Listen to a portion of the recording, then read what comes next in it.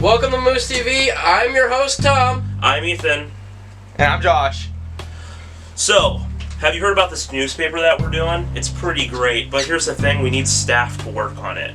Alright, so if you want to be part of the Moose TV newspaper staff, you just gotta talk to good old Tom right here, and he'll get you all set up to do it if you're right choice, and if you're not, well then, too bad for you. And also, next Friday we're starting this thing called Fan Mail Fridays. I bet you never heard of it. I bet no one's ever done it before because it's a great idea that I came up with on my own. Yeah. Where me and Josh will look at fan mail that you guys send in, which means you guys need to put mail in a cardboard box wherever we decide to put it. Probably outside by the doors. We'll end up figuring that out later. Well, thanks for that, Ethan. It's time for Weather with Josh, so let's get to that right now. To you, Josh.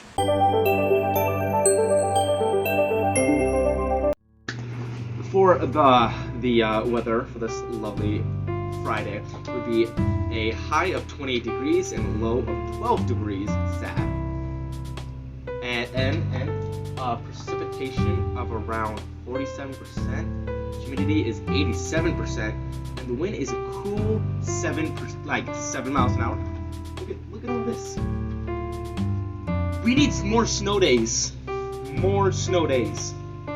Thanks, Josh. Today's multiple choice question is, which U.S. president was the only president to resign from office? Was it A, George Washington, B, Richard Nixon, C, Grover Cleveland, or D, Teddy Roosevelt? We'll give you 10 seconds.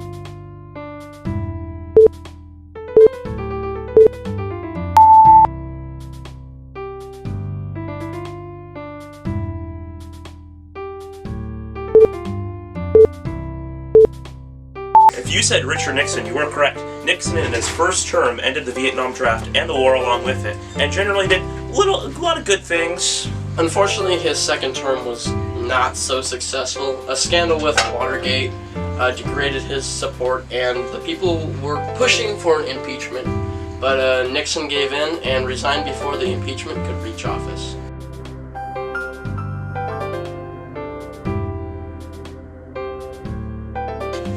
For today's segment, which is pretty epic, alright, I know it's a fan favorite from last week, is the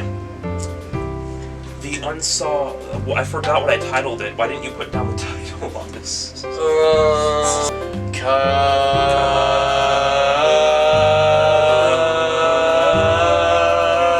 You stupid.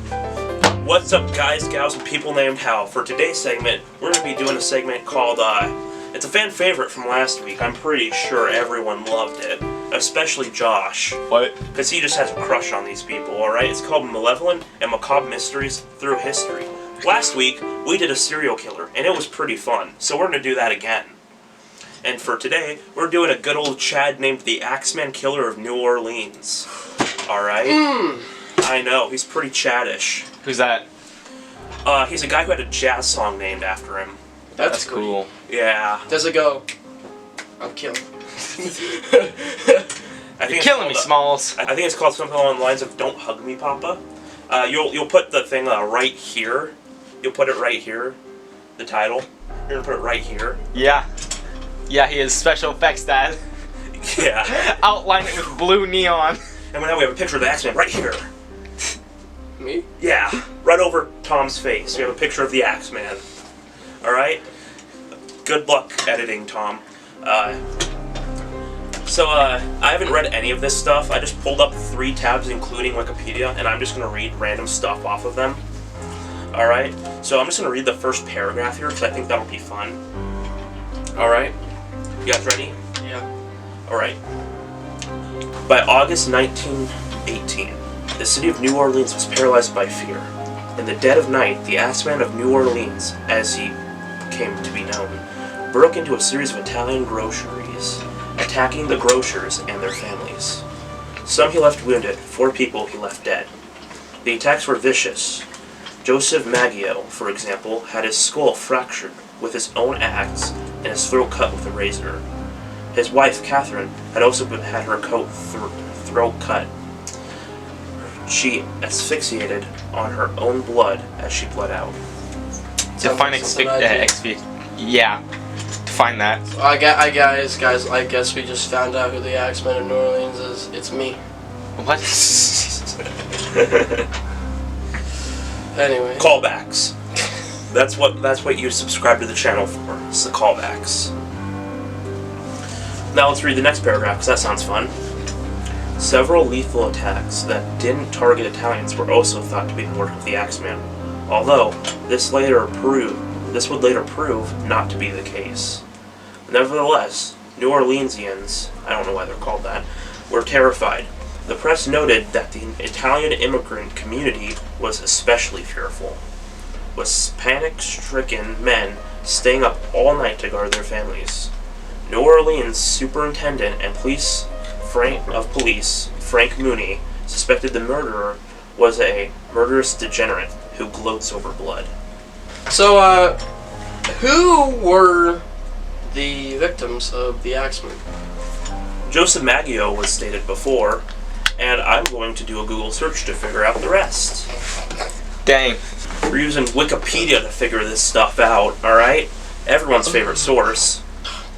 So, according to Wikipedia, the victims of the Axeman were Joseph Maggio, Catherine Maggio, Louis Bessemer, Harriet Lowe, Anna Schneider, Joseph Romero, Charles Word. I'll just put that up right there. Just Rosa. shut up. Mary. I don't have the patience to figure those out. Steve Boca. Cortamagilii. I have no clue. You said that so. Sarah Luman. Mike Pepitone. So those were the victims. Yeah. So were there any suspects? Any suspects? Let's see what Wikipedia Was there any has to say. survivors? Any survivors? Yes, there were 6 survivors. Oh, I thought none of them. I thought all of them Alright. bit the dust. Crime writer Colin Wilson speculates the Axeman could have been Joseph Monfray, Why? a man shot to death in Los Angeles in December 1920 by the widow of Mike Pepitone, the Axeman's last victim. Oh. Wilson's theory has been widely repeated in other true crime books and websites. However, true crime writer Michael Newton searched New Orleans and Los Angeles public, police, and court records, as well as newspaper archives, and failed to find any evidence of a man with the name Joseph Monfray, or a similar name, having been assaulted and killed in Los Angeles. Okay, so that's our only victim. That's our only suspect to work off of, or?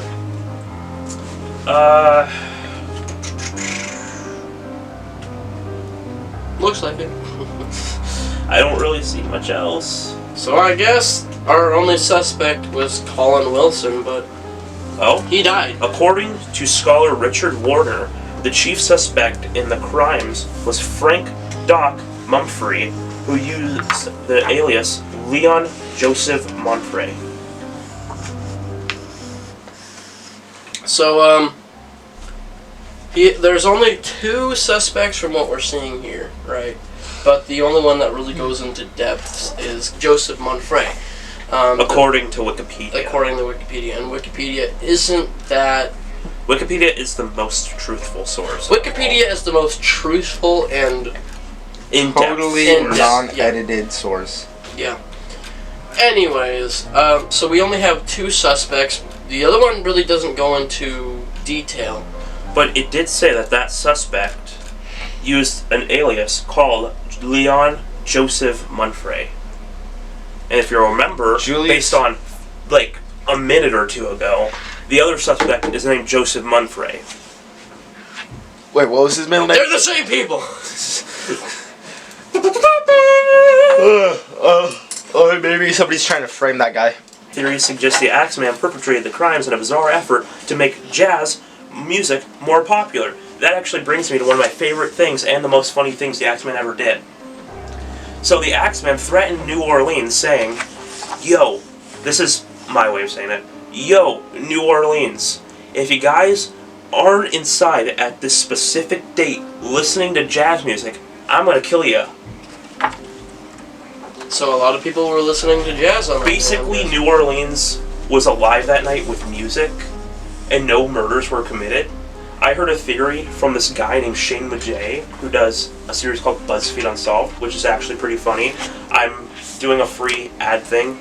Go watch BuzzFeed Unsolved, True Crime. It's actually pretty funny. Shane suggested the reason the Axeman did that is because he was going on vacation, and he just thought it would be funny to do that. So there's not really much to work off of for the Axeman's victims, but it is still a great mystery, and I'm glad that we went over. It's one of my favorites, honestly. It's really good. Maybe next time, I'll be prepared. he'll be prepared next time, and maybe we'll do one of my favorites. Reading Doctor Who with Dr. Seuss. I will slap her. Who? Doctor Who? Oh God! Okay. What is one of your favorites? Maybe we'll go over one of my favorite killers, which is the Zodiac Killer. How did I know you were going to say the Zodiac? He's literal. If your favorite normally isn't Jack the Ripper, it's probably the Zodiac. I mean, come on. Alright, anyways, guys, that's it for this episode of Moose TV. We hope you enjoyed, and we'll see you guys next time.